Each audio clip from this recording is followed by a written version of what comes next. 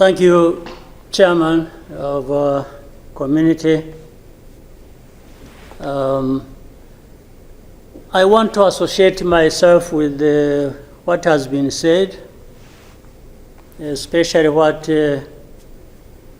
our sister President Samia Suluhu has just mentioned. But before that, let me raise a couple of questions maybe to guide us. I don't know if that is possible. One, is there anybody among us who did not see this coming? I for one, I saw it coming to be where we are now. I saw it coming because I did not see who was taking charge of the process, who was listening, who was trying to provide any kind of guidance as to what we should be doing from one thing or one day to another. And by this, I want to also ask, as the East African community, what did we want from the beginning? Or what did we do about that? What are we doing now? And what do we want to do for where we want to go? Because exactly like President Sami has mentioned, if it is talking about problems and defining them, and I think we have been very eloquent. We have talked about all kinds of things. But when do we match what we are saying and what we are doing so that we get to what we want? When do we come to that? I haven't seen it. President, I asked last time in our meeting, the last summit, where is East African community, or does it exist? And exist for what? By the way, even now, the person or the country we are talking about is not represented as we are discussing. And it is supposed to be, the country is supposed to be part of East Africa, but nowhere to be represented. So I'm not sure what bearing what we are discussing has on what happens in the process of finding a solution in this country.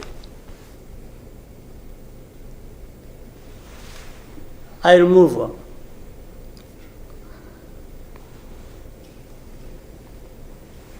The conflict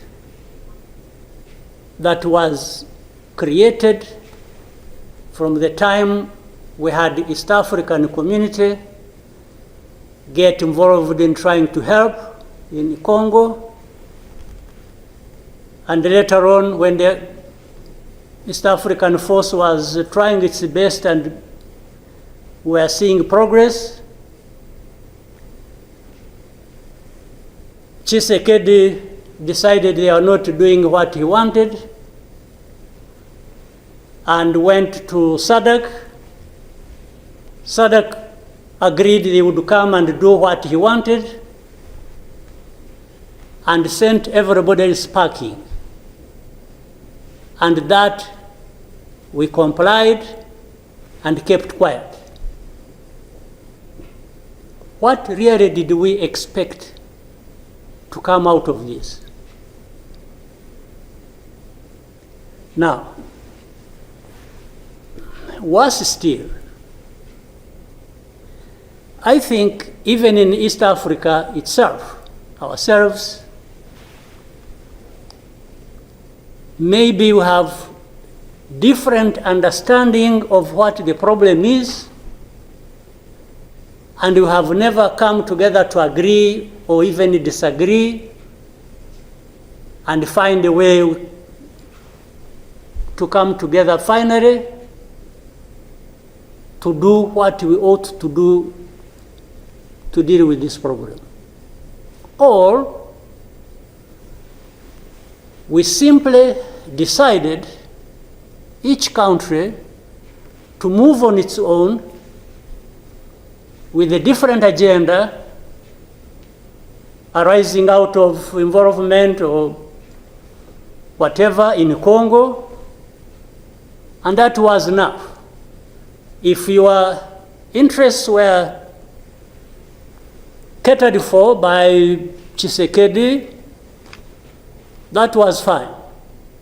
Even if the others' interests or concerns were not taken care of.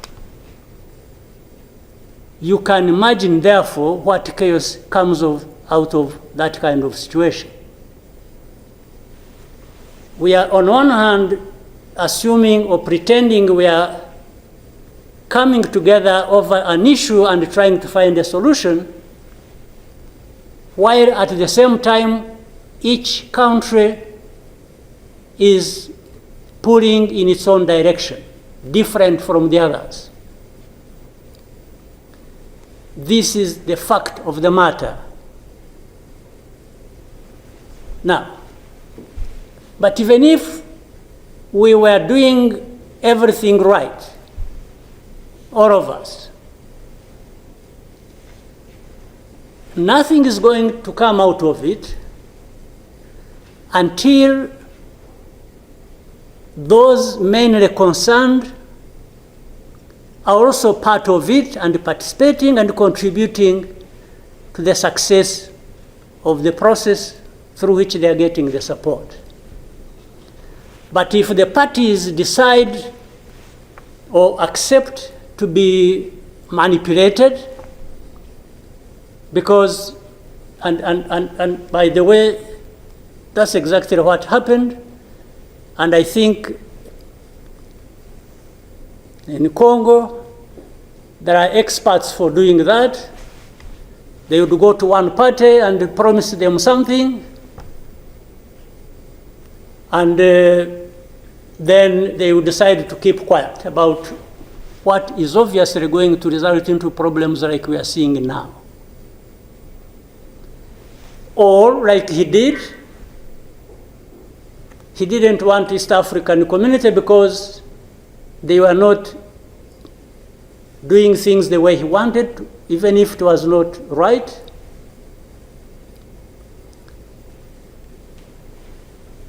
He got rid of them and he decided to bring in SADC. SADC was,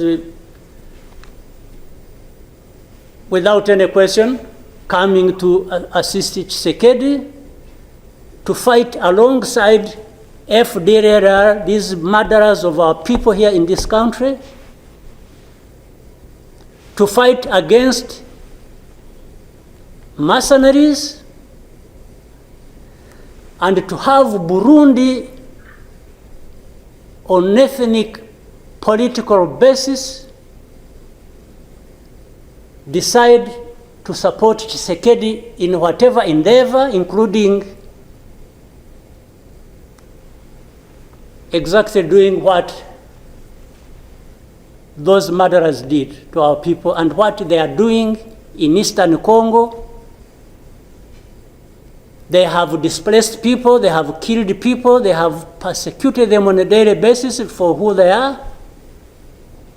We have refugees here who have been here for the last 20 plus years,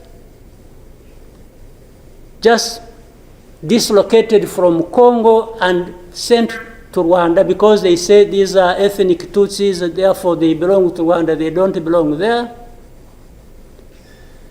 And everybody is around. I don't know how many entities we have in Congo, honestly. We have MONUSC, we have SAMIDRC, we have mercenaries, we have Burundi, we have FDLR that has joined them, and everybody is there watching this thing, and we pretend it's like we don't understand what has been going on for all these years.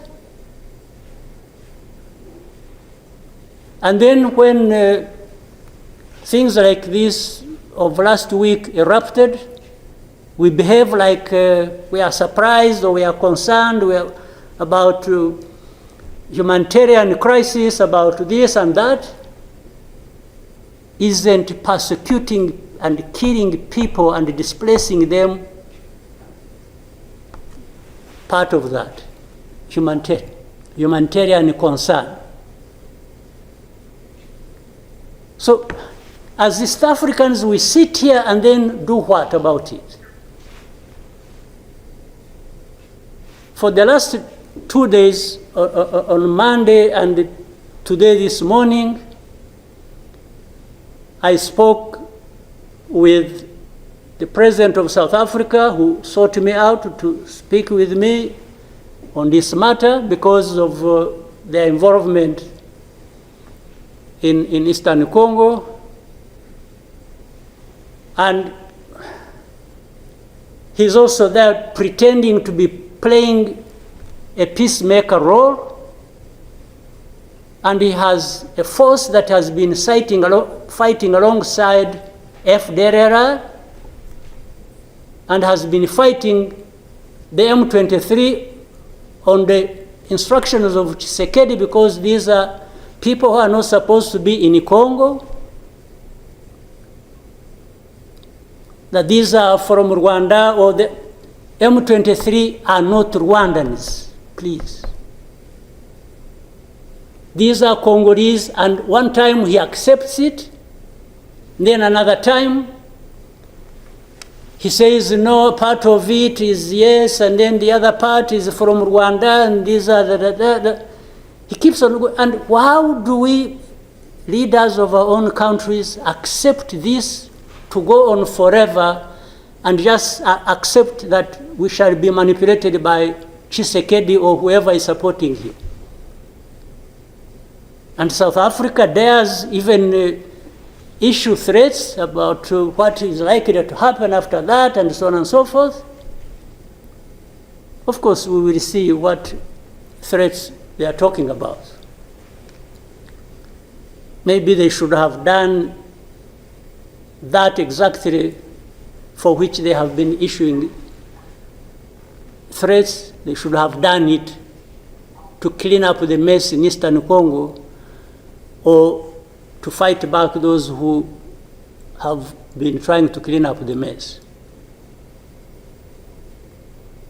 So then you have the whole international community just confused. They talked about Rwanda, they talked about the Nairobi process. Honestly, even here, maybe you will help me understand what all this means. The processes became an end in themselves. And the people leading these processes became more important than the results of the processes. The Nairobi process became a Uhuru process. Then the Rwanda process, it's like you can't say anything that will displease President Lorenzo.